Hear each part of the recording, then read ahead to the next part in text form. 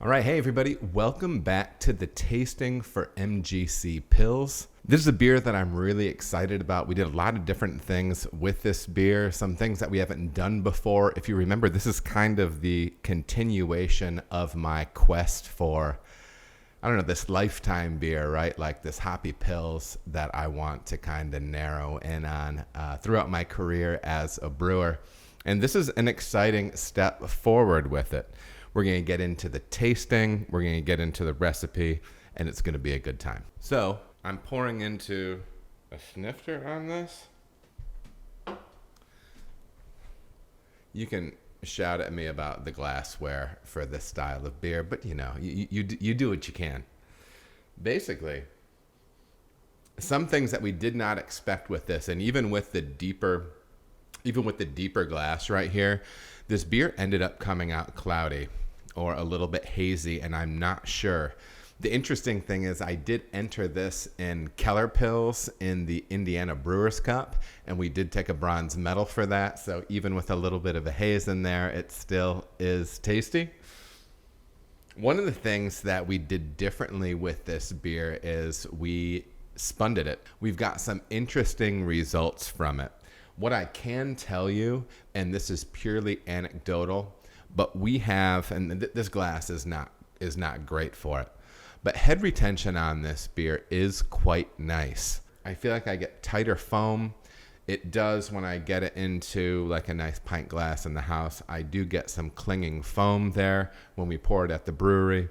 That foam stand really stands up. The bubbles are tighter, and it just throws like a denser mat of foam on top of the beer. If you haven't tried out Spunding, give it a shot, because I think there's some interesting things to do. Remember, we only spunded this beer in the back half of the fermentation, really only about with 1.5 Play-Doh left. And we really got the super majority of our carbonation from that. The rest of the carbonation that we got came from just head pressure. I'm really pleased with this beer on a few fronts. It did finish a little bit higher than I expected it to. I believe it finished out at about 10-12. Let me check my notes here. It did finish out at 10-12, and I would have liked to get that down a little bit lower. Maybe I can push that mash temperature down. I did hit 151 for my mash temp. And if I were to drop down that number a little bit, we probably would have got some more of the attenuation that I was hoping to get off of it. But when we use Barca Pils like this, even though the finishing gravity is a little bit higher, I think even when you take it drier, you do get a nice round sweetness out of that round sweet Pils character, light bread, not anything raw or anything like that you might get with some other Pilsner malts, or at least that I get with some other Pilsner malts. But it is just super approachable and tasty. So we do have, even in the nose, because I kind of skipped that. I was a little excited to taste. I do feel as if you get, I would say, probably a medium-low level of Noble-esque hop aroma off of this. So a little bit of the floral, but a little bit slightly fruity too. I almost pull like a little bit of a lemon type element off of that, and that might be coming off of those German-grown Calista hops, Calista, however you want to say it. But it is kind of a nice medium-low level. I'm pretty pleased where the hop aromatics is on this. Remember, we're not making IPA. We're just trying to make a little bit more hop-forward, maybe Italian Pils-ish style beer. So we do have that on the nose, but then we also have that nice round Pils sweetness supporting it, malt sweetness, light breadiness backing it up. It's very appealing. And then this is a beer that, this is not like as soon, I'm not recording this as soon as we tap this. This has been around for a little bit. It's not old by any measure, but it is nice, bright, and full in the hop flavor category as well. Again, we're not talking IPA. I do think the hop flavor is a little bit bigger than the hop aroma, but again, a nice floral, and I hate to use that term noble, but it is a very noble inspired hop with some of that floral. Sometimes people say spicy. I'm not a huge fan of that, but I think it trends into this lightly fruity thing, like maybe a little bit of lemon zest, but there's a little bit of brightness to it. I really like Calista a lot. So just overall, the finish does kind of balance out where I want it to, because oftentimes the finish is more about the perceived sweetness in the beer and the volume of hop flavor / bitterness. And for me, the bitterness lasting into the finish is about medium. Some people might think it's a little bit lower because I know my palate compared to some other people. So for me, that's where it lies. But there's a really nice balance of that Pils, that Barca Pils, malt note, that light bready, slightly crackery thing lasting through the finish, and it pairs up very well with that hop flavor that rolls into the finish as well. I wouldn't say it lingers bitter, maybe just on the other side of it, but yeah. So anyways, very, very pleased with this beer, and let's jump into the recipe and kind of talk through this. We are looking at 815 pounds of Barca Pils and 55 pounds of Carafoam.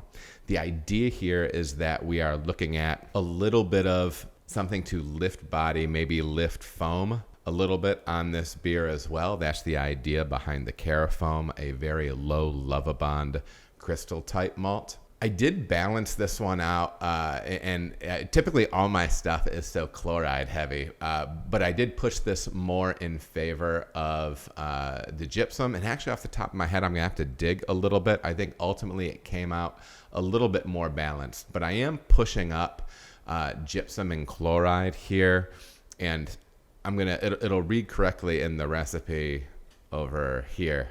But we did put 330 grams of gypsum in the mash, 264 grams of calcium chloride, with the requisite amount of food grade phosphoric acid to get our mash pH down to 5.3. I did mash this at 151 degrees. I would suggest perhaps going a little bit lower and maybe being able to eke out some increased drinkability, because I am a bit of a believer in the idea that if you can drop that residual sweetness, you may be able to incrementally increase the drinkability of beers like this, especially when we're talking lager, everybody.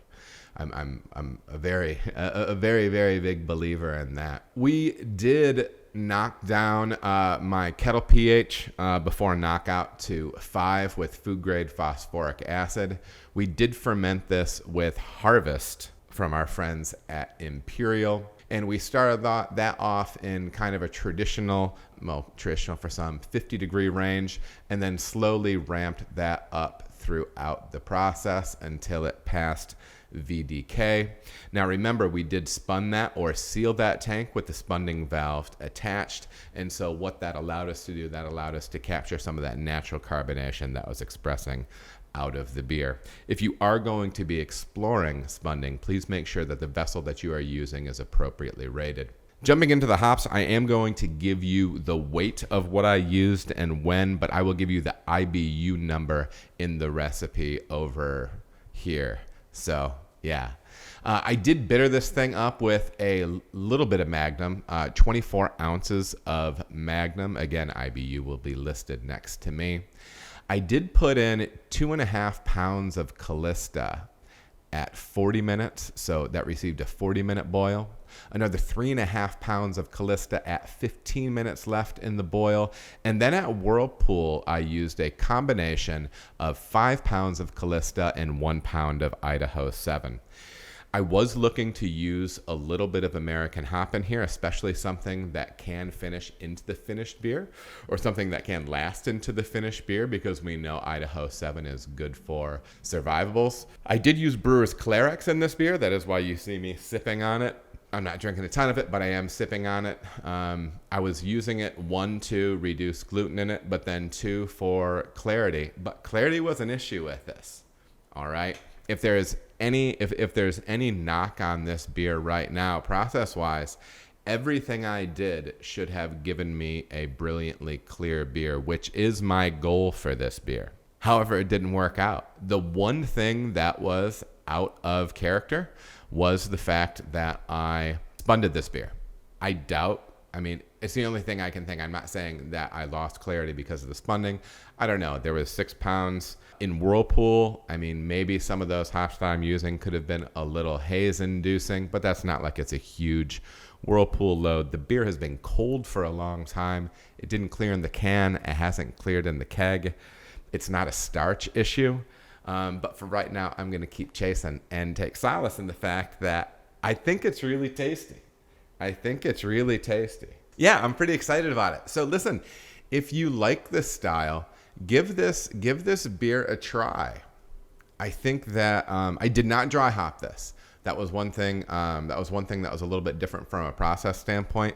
I slid most of what was in the or a part of what was in the dry hop in kind of a previous iteration of this beer into the whirlpool. And I will say what I didn't like about the Hoppy Pills I did prior to this was I felt like there was too much green in it. There was too much hop in it, like kind of hop matter.